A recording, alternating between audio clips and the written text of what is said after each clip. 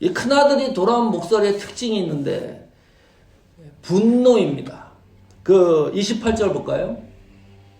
저가 노하여 들어가기를 즐겨 아니하거늘 아버지가 나와서 권한대.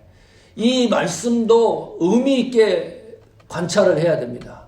이게 분노를 일으킬 일인가요? 격노할 일입니까? 저가 노하여. 이 화가 머리끝까지 찼다는 거예요. 도저히 견딜 수가 없는 상황입니다. 이 아들이. 게다가 그 잔치에 들어가기를 즐겨 아니하거늘 거절한 거예요. 나는 이 잔치에 참여 안 하겠다. 너무 기쁜 잔치인데 찬물을 끼얹어요.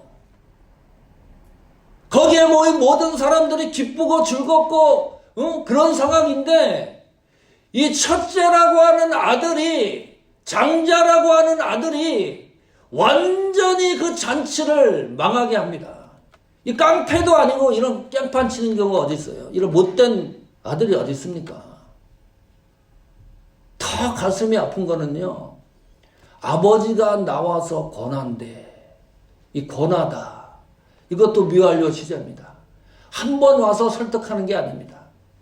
이 설득하고 간청하고 왜 그러냐? 들어가야 되지 않느냐? 그래도 네 동생이 아니냐? 죽은 줄만 알았는데 돌아왔으니 우리가 함께 기뻐하는 게 당연한 게 아니냐? 설득 당할 때까지 계속 아버지가 이 큰아들을 붙들고 애원하는 거예요. 너무 답답해요. 이 성경 읽다가 막 돌아버리겠어요. 이게 상식적으로 맞는 얘기나 도대체 맞지가 않아요. 앞뒤 어디 맞는 경우가 하나도 없어요. 하나도. 이 장자는 싫어해도 어떻게 이렇게 싫어하냐? 미워해도 어떻게 이렇게 미워하냐? 자, 싫어하는데 사람이 있습니다. 미워하는 사람이 있습니다. 미워하고 싫어하는데 분노를 일으키는 기준이 뭘까? 생각을 해보세요. 내가 어떤 사람을 만나는데 그 사람을 만나면 뭐 싫어하고 미워하고 거기다가 분노까지 일어났는데 그 분노하는 기준이 뭐냐 이거죠. 왜 화를 내고 있느냐? 기준이 뭐냐? 나의 기준으로 분노하는 거냐? 아니면 상대방의 기준 때문에 내가 화가 나 있는 거냐? 그거 체크해 봐야 되죠. 바리새인과 서기관들은 이 이야기를 들으면요, 속이 뒤집어지는 거예요. 왜 그런지 압니까? 바리새인과 서기관들은 기준을 딱 세웠어요. 원칙을 세워놨어요. 사람을 대하는 것에 대하여 설정을 해놨어요. 율법을 가지고. 죄인과 세리들은 무조건 율법에 근거해가지고 나는 상종하지 않는다, 접촉하지 않는다, 저 사람과 대화도 하지 않는다. 이 기준을 세워놨어요. 그 기준에 의해 가지고 미워하고 싫어하는 겁니다. 게다가 죄까지 지적을 하고 정죄까지 해요. 그런데 예수님이 와가지고 죄인과 세리들을 식탁으로 초대를 하고 밥을 먹고, 이게 뭐냐 도대체? 나는 저 인간들이 율법에 기초해가지고 내가 사람을 대하는 기준이 분명하고 확실한데 예수님은 그렇게 하는 게 아니에요. 내가 싫어하는 사람을 끌어안고 식사하고 하니까 이 뒤집어지는 거죠. 지금 이 첫째 장자의 태도가 어쩌면 이렇게 바리새인과 서기관들의 사고와 사상과 동일합니까? 웨인 맥이슨 앵거 앤 스트레스가 있습니다. 휘튼 대학교 졸업을 했고요. 웨스트민스터 신학교에서 학위를 받고 기독교 상담학에 오랜 세월, 수십 년을 교수하고 가르치는 분입니다. 이 분노에 대해서, 이 분노가 왜 죄가 되는가에 대해서 그 책에 쭉 설명을 하고 있는데 그 가운데 6가지만 뽑아봤습니다. 이 6가지가요, 잘 들어보시면 첫째 장자에 다 포함이 됩니다. 어쩌면 우리에게도 포함되는 부분이 있을 수도 있겠다. 잘 들어보세요. 왜 분노가 죄가 되는지. 첫 번째, 그릇된 이유로 분노한다면 그 분노는 악하다. 지금 이 장자가 분노하는 경우와 같습니다. 분노할 상황이 아니에요. 이유가 되지 않거든요. 그런 분노는 하나님 앞에 죄가 된다. 두 번째, 분노가 우리를 다스리도록 허용한다면 그 분노는 악하다.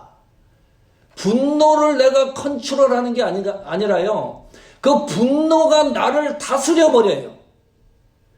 분노와 격분이 나를 다스리기 시작을 하면 왜 죄가 되나요?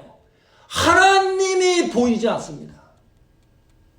극도로 화가 나고 분노한 상태에 보면요.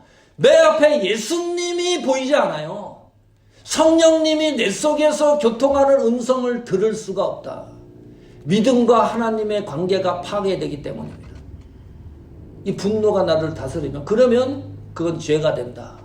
세 번째, 분노가 우리 삶의 주요 특징이 된다면 그 분노는 악하다. 우리는 예를 들면 우리 교회 장로님은 기도하는 장로님이십니다. 이 삶의 특징이 있잖아요. 그것이 드러나는 거니까. 또 헌신하는 권사님이십니다. 우리 교회 성도는 불우한 이웃을 돕고 선교사, 선교 지역을 최선을 다해 돕는 분입니다. 이게 삶의 특징이 되어야 되는데 분노가 그 사람에게 특징이 되었다고 생각을 해보세요. 생각하는 거, 말하는 거, 행동하는 거, 언어가 모두 분노 그 안에 들어있다고 생각을 해보세요. 그것은 악한 것이다. 죄가 된다. 네 번째, 곱씹거나 속상해 한다면 그 분노는 악하다. 10년, 20년, 30년 전 일을 가지고 계속해서 분노를 일으키는 거예요. 껌을 씹으면 뱉어야지. 그 껌을 씹고 있다가 벼락박에 붙여놨다가 또 씹고 또 붙여놨다가 씹고 그것이 5년, 10년, 20년까지 계속 거기에서 벗어나지 못하는 거. 곱씹는 거. 이거 악한 거다. 분노가 죄가 되는 경우입니다. 다섯 번째, 자기가 얼마나 부당하게 대접받는지에 대해 계속 기억한다면 그 분노는 악하다. 나는 대접받아야 되는 존재다. 그런 경우 있잖아요. 기준을 설정을 해놔요, 내가. 다 만들어놔요. 그래서 나에게 친절하지 않는 경우, 여기까지는 내가 오케이. 요거가 넘어가면 이상해지는 거예요. 그 문제를 가지고 내가 딱 정해놓고서. 그것은 악하다. 그게 죄가 된다는 거죠. 여섯 번째, 악을 악으로 갚거나 자기를 분노케 한 사람을 심하게 비난한다면 그 분노는 악하다. 악을 하나님이 갚는다고 하지 않습니까? 성경에 그냥 명시를 해놨잖아요. 악한 것은 내가 갚는다 그랬는데 그 악한 것을 왜 내가 갚으려고 애를 씁니까? 알다가도 모르겠어요. 하나님이 갚는다는데 성도를 거슬리게 하는 하나님의 자녀를 거슬리게 하는 악한 세력은 하나님이 모두 하나님이 정면으로 해결해 주신다고 약속을 하는데 그 악한 것을 내가 감당하고 해결하려고 하는 거니까 그거 죄가 된다. 왜 그런지 압니까? 하나님의 주권에 도전하기 때문입니다. 하나님의 악을 갚는다는데 그것이 하나님의 절대 주권의 영역 아니에요. 만약에 그렇다면 우리는 이 문제를 반드시 해결해야 됩니다. 큰아들과 같은 이런 정서라 그러면 이 문제 반드시 해결해야 돼요. 해결하는 방법이 뭡니까? 세미나를 통해서 해결합니까? 책을 통해서? 사람의 조언을 통해서? 훈련을 통해서 이 문제를 해결합니까? 이 문제가 해결되는 방법은 단 한 가지밖에 없어요. 회개입니다. 하나님 앞에 돌아가는 길밖에 없습니다. 결정적인 이유가 야고보서 1장 20절입니다. 사람이 성내는 것이 하나님의 의를 이루지 못함이니라. 더 이상 설명이 필요 없어요. 분노를 하면 하나님의 의를 이룰 수가 없습니다.